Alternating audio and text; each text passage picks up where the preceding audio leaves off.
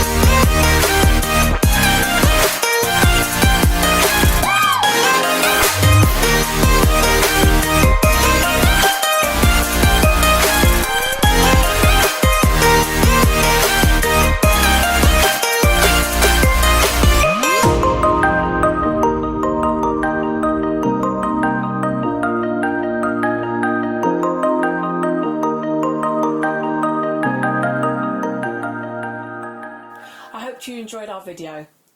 So what we're going to do, we're going to talk about stopping down the lens, especially in an outdoor environment. What we do a lot, when we're in the studio, we'll shoot at f8, f11, but coming outside, we usually just open the lens 1.4, 1.8 and shoot at the aperture all the time, which any serious photographer knows is not good practice.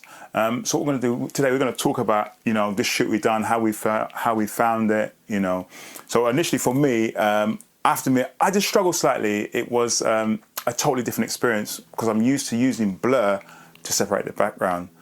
But this is one of the things we took out of the mix, was to take out the blur and just use other elements to separate the background.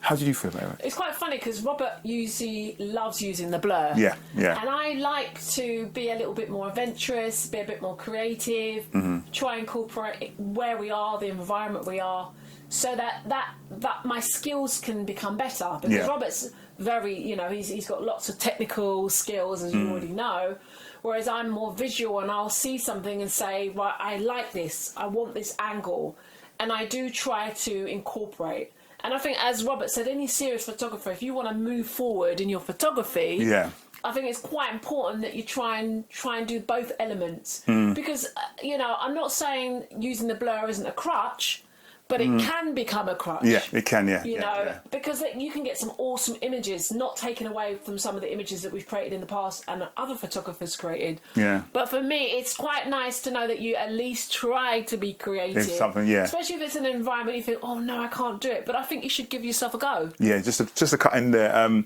We done a shoot a couple of weeks after we done that shoot where we it was a very fashion color oriented shoot, and you can see where we'll drop a couple of images up here. You can see where you didn't have the opportunity to blur it, and you can see in these images that you can see it's using the color and to separate the subject from the background. So we used different color elements, which was, you know, quite a learning curve for us, and also, you know, just to keep it different. And I think that's what you have to do as a photographer. I think the progress of your photography has to grow, and you have to do things that are not outside of your comfort zone. Definitely. And that is maybe trying to say, right, I'm gonna, you know, go up a stop a level, or go down a stop a level. I don't know, but I think you should definitely change and chop with your aperture just to see the things that you can create. Yeah, because leading on to that now, because obviously I think blur at the moment is one of the biggest things, you know, that separates a pro photographer from a smartphone photographer. But smartphones now have built-in blur. Absolutely. And so what you're finding is a lot of Instagram images are getting better because obviously you've got a smaller screen. You're not scrutinizing as much, and it's technology's getting better. Yeah. And as photographers, we have to become that more creative, that more skilled in our abilities, because how can we be a cut among the rest? How can we charge for the things that we're trying to get out if technology is moving so much more quicker and people are getting the images they think are all right? That's right, that's correct. Yeah, yeah. And even on the flip side of that now, I was doing a shoot. It was by myself. This one. I was doing a shoot a couple of months back. I just took a camera out for a spin. There's a model who, what's his name, who wanted to shoot with me, and she said, "Look, we spent an hour doing a shoot." And one of the things I noticed, I'm going to put a couple more shots up here as well.